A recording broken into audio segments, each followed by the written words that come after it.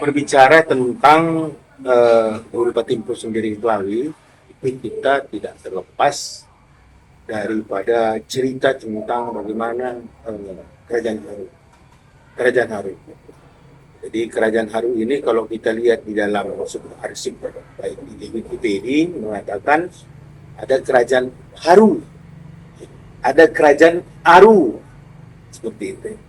Tetapi yang jelas Wikipedia sudah menulis, artinya tulisan-tulisan yang sudah ada di media telah disepakati, walaupun nanti butuh penelitian lebih lanjut daripada penelitian sejarah kita nanti pada suatu saat. Tapi pegangan kita dulu adalah Kerajaan Haru itu ada dan eksis di tahun 1225. Itu artinya pada abad ke-12 sudah eksis. Apa yang membuat Kerajaan Haru itu eksis itu bisa kita baca dari dalam kitab Pararaton. Kitab Pararaton itu jelas mengungkap bagaimana isi sumpah Gajah Mada di tahun 1331. 1331 artinya 100 tahun sejak Kerajaan Haru berdiri, itu sudah tercatat di dalam sejarah di kitab Pararaton dan di kitab Negara Kartagama tentang kebesaran kerajaan ini. Ya, kerajaan ini.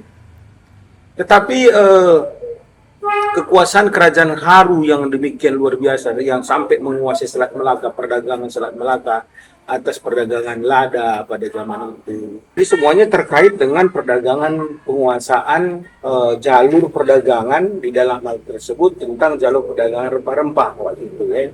Itu pada umumnya komoditas yang sangat-sangat berjalan pada lada, perdagangan lada. Dan sejarah juga membuktikan bahwa jalur-jalur ini di sepanjang Sungai Deli dan Sungai Babura juga termasuk di dalam hikayat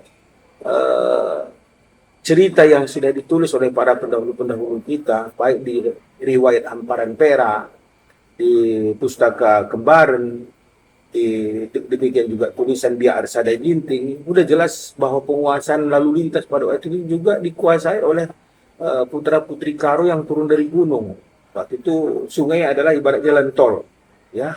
Misalnya untuk sungai yang melewati Hulu Brayan misalnya dikuasai oleh Hulu Panglima Alim Tarigan. Yang kelak ini juga ada menjadi Kaliluwu Guru Batimpus. Nah, dalam kesempatan tersebut Kerajaan Aceh juga menjadi sebuah ancaman bagi Kerajaan Haru, yang dimana tidak henti-hentinya Aceh ingin menguasai Haru, ingin menguasai Kerajaan Haru itu sendiri.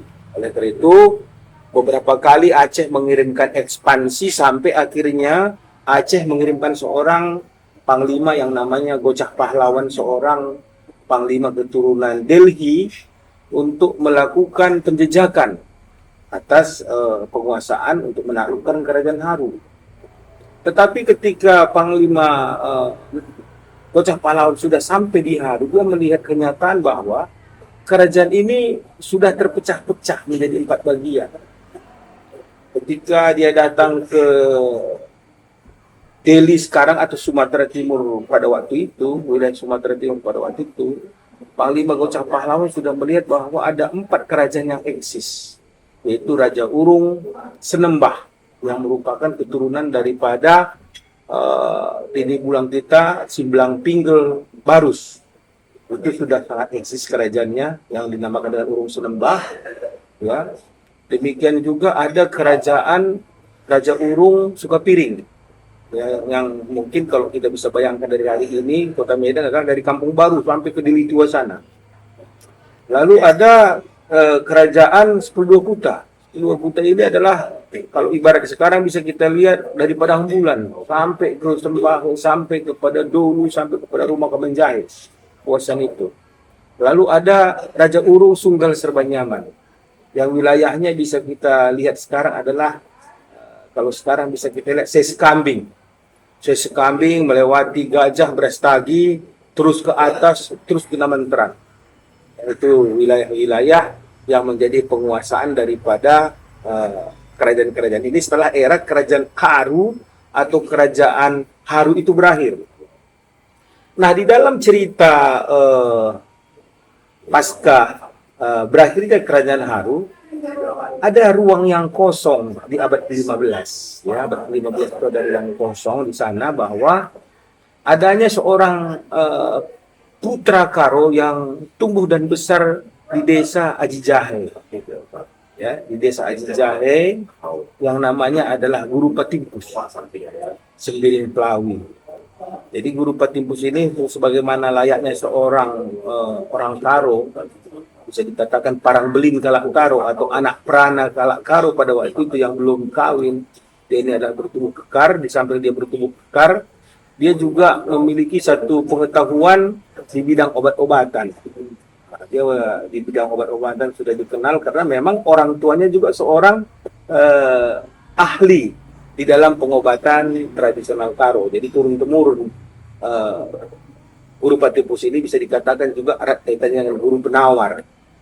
Oleh karena itu, ketika Guru Patimpus sudah menginjak masa remaja, tentu dengan pertarungan-pertarungan sebuah proses kehidupan, dia juga menikah. Untuk pertama kalinya dengan ibunya, yaitu Guru Sinuhaji. Demikian juga untuk berikutnya, dia juga masih melakukan perkawinan, ya, dengan Guru Sinuhaji juga. Ya, Sinuhaji juga, walaupun nanti ini juga ada beberapa versi cerita tentang Guru Patimpus ini, ya, ada beberapa versi cerita yang mungkin pada suatu saat ini akan bisa dirumuskan oleh para penulis-penulis yang sudah menulis tentang Guru Patimpus, baik di dalam buku Robert Pranginangin maupun di dalam buku yang ditulis oleh saya sendiri, buku Guru Patimpus dan eksistensinya dalam masyarakat Karo. Itu mungkin nanti ada mungkin sebuah mungkin yang dikatakan dengan riset bersama, penelitian bersama untuk memadukan cerita ini.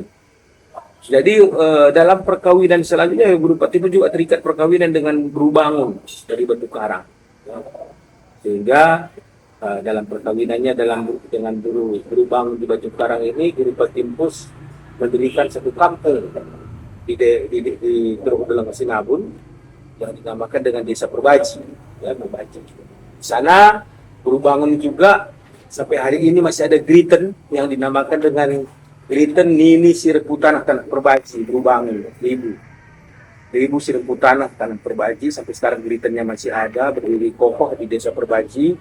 Itu juga ini nanti salah satu agenda dari panitia kegiatan Medang Kota Medan untuk datang berziarah, masuk nanti ke Jahe sebagai tempat kelahiran daripada Guru Patimpus itu sendiri. Nah, di dalam peristiwa perkawinan dengan Guru Bangun ada sedikit konflik dengan Kalibubu. Ada sedikit konflik dengan Kalibubu yang mengakibatkan konflik ini akhirnya Guru Patimpus meninggalkan desa yang didirikannya, yaitu desa di bawah kaki Geleng Sinabun, ya, di mana beliau dari sana turun ke daerah Jahe, ya, turun ke daerah Jahe. Dia meninggalkan kampung tersebut, dan ketika sampai di Jahe, dia bertemu dengan seorang ulama dan dukun sakti juga pada waktu itu yang namanya Datuk Kota Bangun. Datuk Kota Bangun ke sana, lalu di dalam dialog dengan Datuk Kota Bangun, Guru Patimpus meminta agar diizinkan untuk meminum beberapa buah kelapa mumbang yang akan diturunkan dari pohon untuk mengobati rasa haus ketika sudah sangat jauh sekali perjalanan meninggalkan kampung halaman menuju dataran rendah daripada Jahe waktu itu. Nah, di dalam kesempatan tersebut Datuk Kota Bangun mengatakan, jangankan beberapa Patimpus, satu pun engkau tidak akan bisa menghabiskan mumbang saya ini. Itulah dialog. Jadi lalu ya tentu Guru Patimpus yang memiliki kesaktian, karena pada umumnya kalau orang sudah berani meninggalkan sebuah kampung merantau tentu sudah ada lah satu ilmu, kekuatan yang ada pada dirinya. Maka Guru Patimpus mengatakan, kenapa harus satu mumbang pun saya tidak bisa menghabiskan, Datuk? sementara saya sangat kita bisa bertaruh pada Datuk Kota Bangun. Kalau nanti Anda bisa menghabiskan satu buah kumbang saya ini, maka saya akan menyembah dan menjadi murid daripada Ketimpus. Tetapi kalau Anda yang kalah tidak bisa menghabiskan satu mumbang saya ini, maka Anda harus tetap menjadi murid saya, pengikut saya, dan siap menerima agama saya, kepercayaan saya. Baik, maka dilakukan apa yang menjadi kesepakatan mereka bersama. Dan terbukti memang Guru Ketimpus ketika membelah kelapa tersebut, airnya bagaikan tidak habis-habisnya. Minum terus sampai akhirnya Guru Ketimpus mengatakan dia kalah. Saya kalah. Memang saya tidak mampu menghabiskan air membangun. Maka sebagai konsekuensinya, dan di sini kita melihat bagaimana seorang putra Karo Guru Ketimpus sosok yang berkomitmen dengan janji, ya. Akhirnya dia berkata kepada Datuk Kota Bangun, baik Datuk, saya akan menjadi murid daripada Datuk dan mengikuti daripada kepercayaan Datuk. Tetapi untuk sementara saya harus balik saya dulu ke kampung untuk mengumpulkan seluruh kerabat-kerabat saya untuk mohon izin dan menyampaikan kabar kepada mereka bahwa saya sudah harus berpisah dengan mereka meninggalkan kampung halaman untuk tinggal di sini. Baik, kata Datuk Kota Bangun. Maka atas dasar tersebut akhirnya Guru Ketimpus kembali pulang ke kampung halamannya Tanah Karo semalam, mengumpulkan para kerabat-kerabatnya, ya.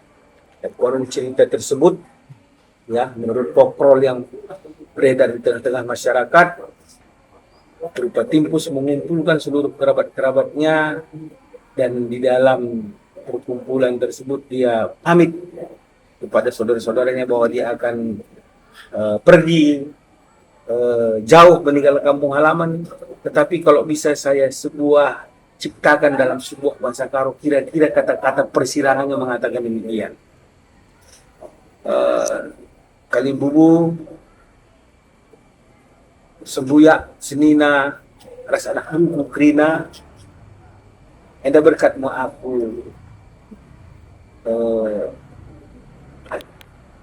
itu tanah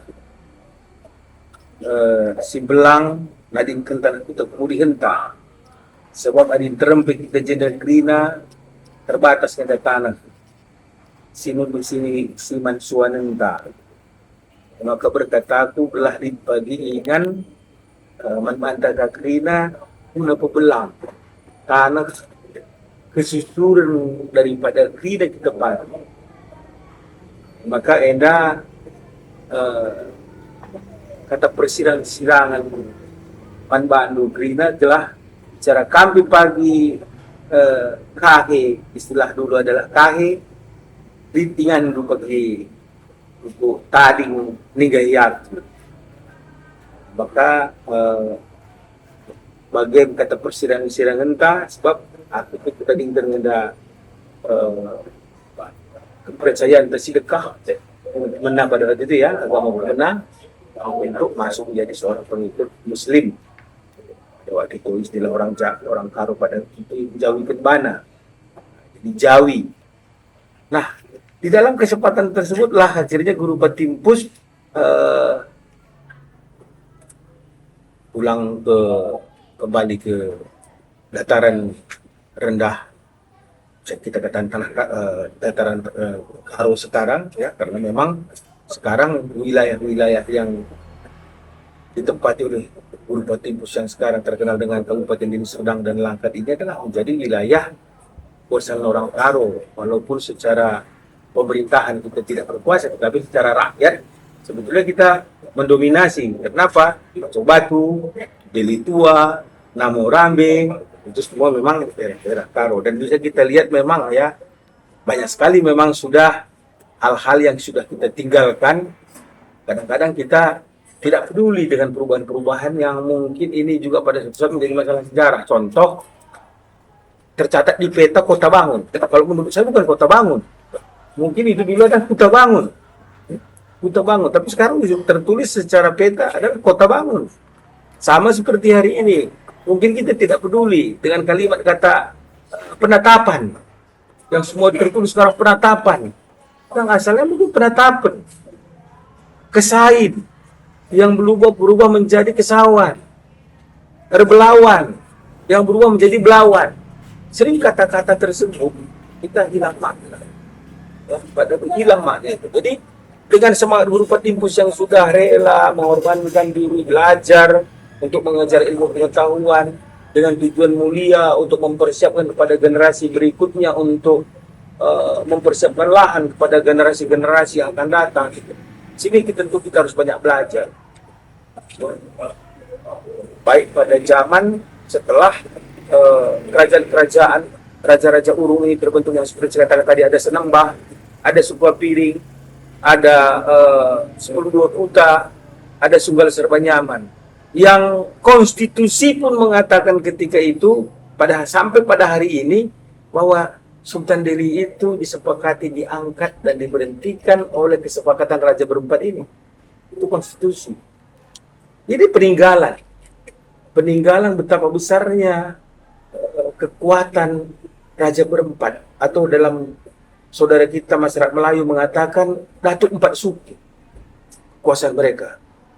Di mana di dalam empat ini kerajaan Raja Urung Sunggal memiliki ulun janji, penentu ulun janji dari tiga ini. Ya, ini satu hal yang juga menjadi pelajaran kita semuanya. Ya, ini satu hal. Jadi bisa dikatakan kalau kita berbicara sekarang dari cerita, daripada sejarah, literatur yang ada, maka bisa kita pastikan pemilik sebenarnya tanah di dataran rendah, bisa dikatakan Delhi lah, atau dataran rendah Karo lah sekarang, pemilik daripada tanah hak ulayat itu adalah orang Karo. Artinya apa? Di sebelah saya sekambing ke sana, pemegang hak ulayat tanahnya adalah Marga Surbakti. Di sebelah Kampung Baru terus ke Delhi Tua, pemegang hak ulayatnya adalah Sukapiring. Ya, Karo sekali. Di sebelah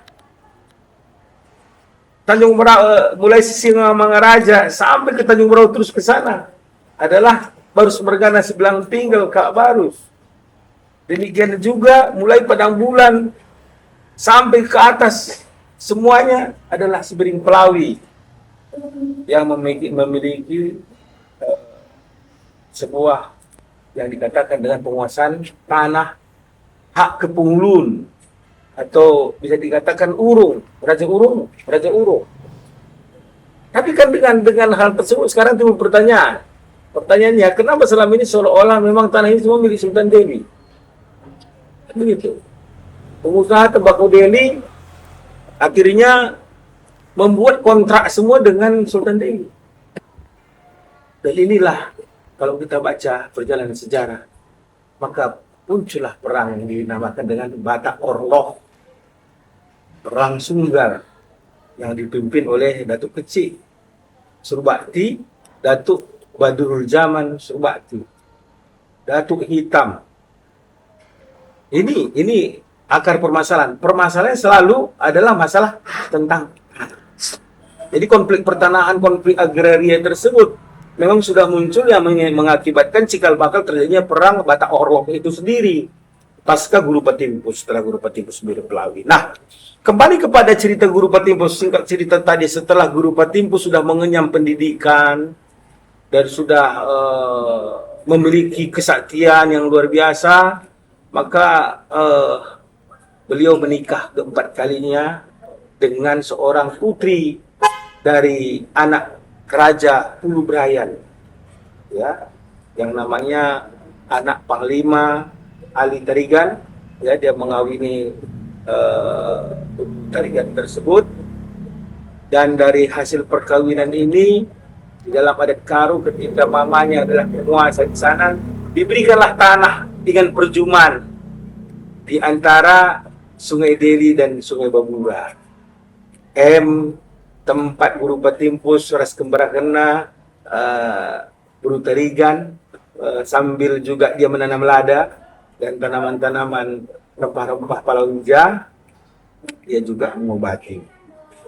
Ya, dia juga melakukan pengobatan-pengobatan bahwa dalam perkawinan daripada Guru Patimpus dengan Guru Tarigan, lahirlah dua putra, psikolog dan si kecil.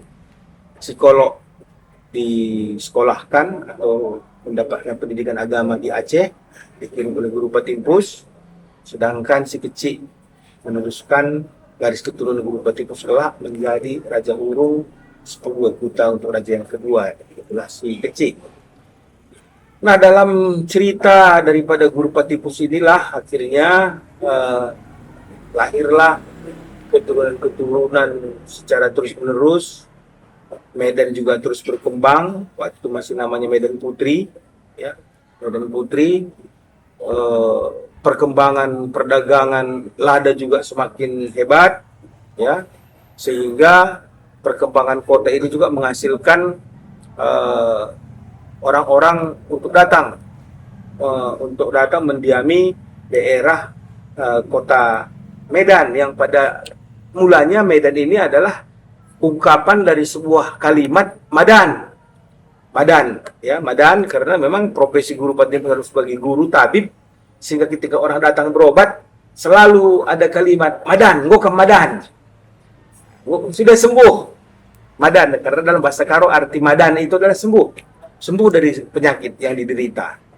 Jadi dalam kaitan tersebut akhirnya kota Medan terus berbenah, kota Medan terus bertumbuh, ya, menjadi pusat.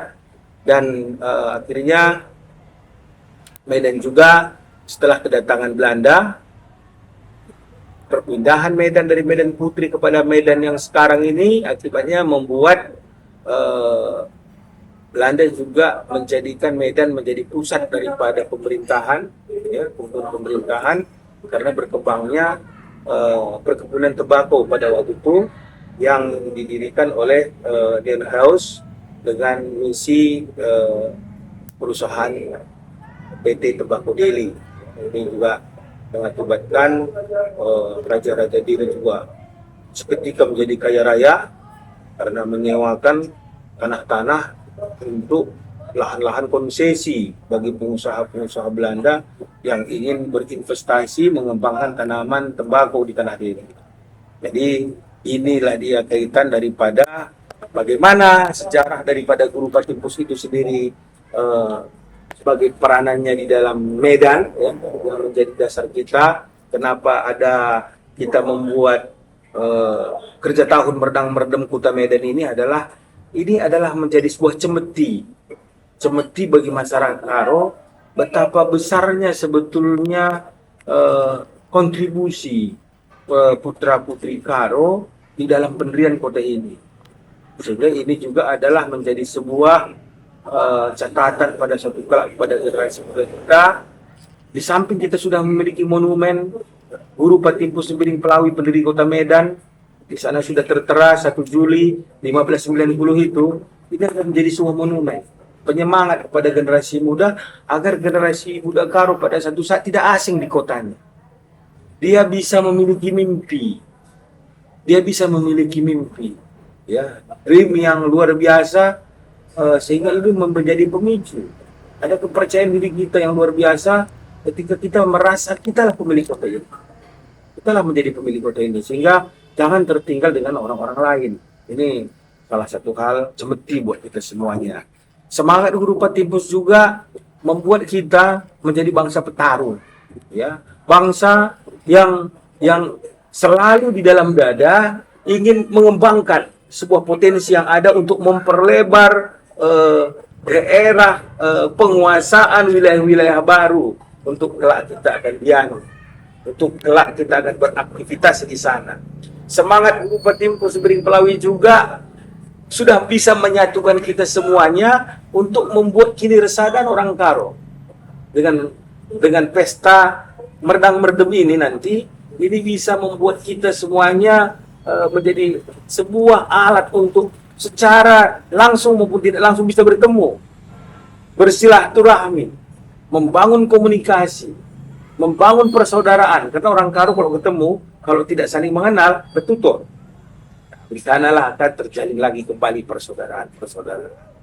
Jadi jadikan semangat kerja tahun Merdang-Merdem Kota Medan, di samping dia menjadi sebuah pesta budaya, ya, pesta seni budaya, dia juga berperan untuk menjaga lingkungan kita. Orang Karo adalah orang yang sangat menjaga alam. Orang Karo adalah orang yang bisa dikatakan, sebagaimana saya kutip kemarin dalam rapat dengan saudara Benson Kabat, orang Karo adalah ketahanan pangan, penjaga ketahanan pangan. Orang Karo adalah penjaga inflasi. Ini sangat menarik sekali kalau kita kaitkan dengan cerita tentang Guru Patimpus ini. Jadi, oleh karena itu ketika alam rusak, maka terancamlah ketahanan pangan. Alam rusak, maka rusaklah tanaman cabai kita. Walaupun jangan sampai harganya 100.000 ya, 100.000. Tetapi bisa harga standar 30.000, bisa harga standar 35.000, itu sudah sangat baik sekali untuk ketahanan pangan orang Karo. Sehingga dalam kaitan tersebut, semangat Guru Patimpus juga mengajarkan kepada kita untuk menjaga alam ini. Menjaga sungai-sungai, karena Kota Medan didirikan oleh Guru Patimpus pada tanggal 1 Juli 1590 itu dalam pertemuan Sungai Babura dan Sungai Deli ini mempunyai makna yang dalam. Jagalah sungaimu. Menjaga sungai ini adalah jangan buang sampah ke sungai. Jangan kotori sungai dengan sampahnya. Jangan membangun rumah membelakangi sungai. Tapi bagaimana engkau membangun rumah itu menghadap kepada sungai, supaya sungai itu menjadi pemandangan yang indah bagimu. Sungai itu menjadi tempat wisata alam bagimu, dengan penghijauan-penghijauan yang luar biasa. Kalau alam ini hijau, kalau alam ini, sungai-sungai kita ditanami dengan tanaman-tanaman yang mungkin tidak hanya sebagai penghijauan, tetapi bisa juga bermanfaat bagi kita sekitarnya dengan rambutan, dengan sao, dengan apa segala macam, maka itu juga akan memberi kepada kita. Di samping dia memberikan kepada kita oksigen yang baru, tetapi buahnya juga bisa dinikmati oleh masyarakat. Inilah saya rasa sebuah konsep-konsep yang ditinggalkan oleh Guru Patimpus kepada kita semuanya untuk kita warisi di dalam semangat 3 tahun Merdang Merdem Kota Medan. Merdang Merdem ini kita tidak hanya bersyukur ketika menanam. Ya, tidak hanya sekedar menanam kita bersyukur, tetapi ketika panen pun kita bersyukur.